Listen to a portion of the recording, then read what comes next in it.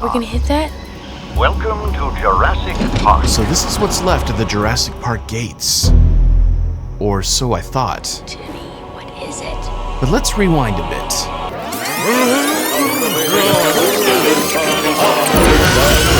What do you got in there, King Kong? So I am a huge fan of the 1993 film Jurassic Park. 1993, that means it's been 32 years since this masterpiece was unleashed on the world. Has enough time gone by to consider this classic cinema yet? It's number 138 on the IMDb's top 250 movies, just under Green Book, Joker, The Dark Knight Rises?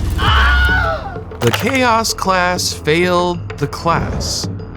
Is this shit? In my opinion, Jurassic Park should be way higher. It won 3 Oscars, 2 BAFTAs, and something called a Yoga Award. It spawned 1, 2, 3, 4, 5, 6 sequels and counting, and has firmly taken its place as a pop culture phenomenon. Today is opening day for Jurassic Park. The hottest ticket in the Bay Area, Jurassic Park. It's a gory movie about killing. It's scary. People would have had heart attacks. I have my ticket, and I paid cash American dollars for it, I want you to know. In Jurassic Park, the place to go to satisfy a Tyrannosaurus-sized hunger is McDonald's Dino-sizing. I was the perfect age when this came out, 11 years old. And let me tell you what I could not admit to my fellow 6th grade classmates. This movie frightened the bumble out of me. The thrills never stop. It was really good. It was a horror film. I was so traumatized by it that I had difficulty enjoying Weird Al's latest offering, not to be confused with the actual soundtrack to Jurassic Park. Such a classic. Some children may not like what they see. Well, everything in the movie really is what I call science eventuality. I thought for sure that this movie was scientifically accurate. Dinosaurs were very close to being resurrected, a T-Rex was sure to get loose, and for some reason show a lot of interest in my Canadian suburban second-floor bedroom window. Dinosaurs are coming back to life today. I was terrified. I mean, would this cartoon lie to me? Lie to us? Then Jurassic Park came out on VHS, and much to my mother's disapproval, my dad came home with a copy and threw that on immediately.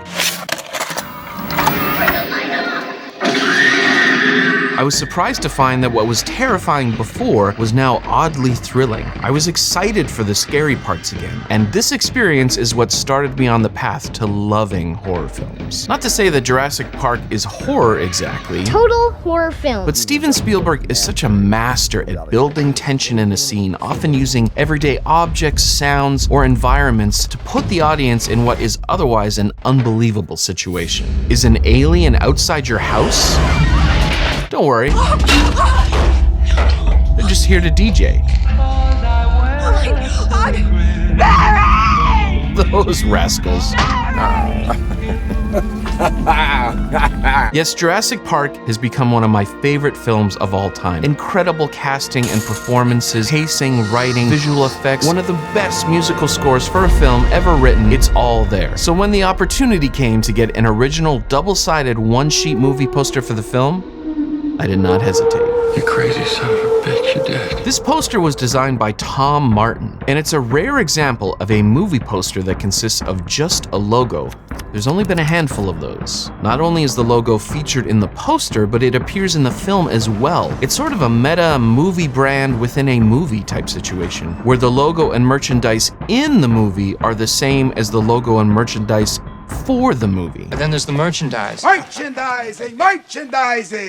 Where the real money from the movie is made. Very similar to Ghostbusters, actually. Quick aside, isn't it weird that in Ghostbusters 2, the Ghostbusters are somehow aware that they're in a sequel and decided to brand their firehouse accordingly? Anyways, when it comes to Jurassic Park, settling on a logo took some real time. According to Tom Martin, we visited the set during the production and saw some of the dinosaurs and props. They were actually going to have branded products, merchandise in the store in the film. They needed a logo to put on the items in the gift shop. I worked with a couple of different vendors. We came up with a big book of logos, and the studio didn't like anything in particular. Hundreds of logos. So we can actually see some of these rejected logos as they've come up for auction over the years. Some of them even feature featured an alternate tagline, "They're real." Ultimately, they drew major inspiration from the cover of Michael Crichton's original novel, with an illustration by Chip Kidd. From Tom Martin, we added this little jungle scene at the bottom in order to give it scale, because without that, the dinosaur could be any size. It could be a baby. With the jungle below, it made the dinosaur look huge. That's my contribution to making that logo work. And work it does on many levels. It's featured heavily throughout the film, even appearing on blueprints, and it lends an air of authenticity to John Hammond's ill-fated park. Of course, he would put the logo everywhere, and in a case of life imitating art, so did Universal Pictures. T-shirt, hat, lunchbox, mug, glass, board game, walkie-talkie, clock, live musical performance. You want some Jurassic Park? Just throw the logo on there. It could work for anything. Latest sequel in the franchise? You don't even need a title. Just throw the logo on screen. Slapped it on a plastic lunchbox, and now we're selling it. We're gonna sell it. It's a risky business marketing a movie and a product at the same time. We're gonna make a fortune with this place. I love this poster. It always reminds me of seeing this movie in the theater back in '93. That's part of the joy of poster collecting, when the artwork harkens you back to your first experience with a gem like Jurassic Park. Illuminated, beckoning you into the theater, promising something dark, something new. Cinema at its best. Quiet, all of you.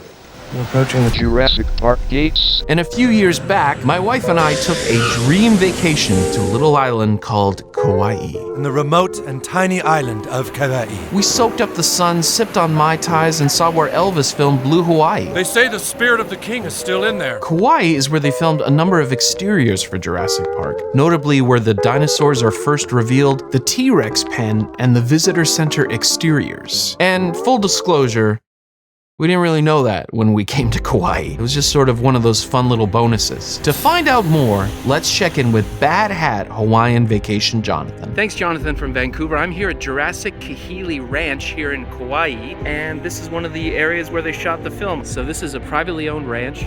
There's a health club here that we weren't able to get into, but it's just a beautiful location. As you can hear, I'm only a few feet from the main highway. Thanks so much, Vacation Jonathan. Anything else to add? I'm deeply embarrassed for both of us. Oh my god, this is such a touristy influencer thing to do. Thank you, Hawaiian Vacation Jonathan. Welcome to Jurassic Park. You crazy son of a bitch, you did it. So as my wife and I were driving away from this ranch, on our rental car GPS, she just searched the term Jurassic Park. And that's when Jurassic Park GATES popped up onto the screen. We went for it. I was gonna see these gates no matter what.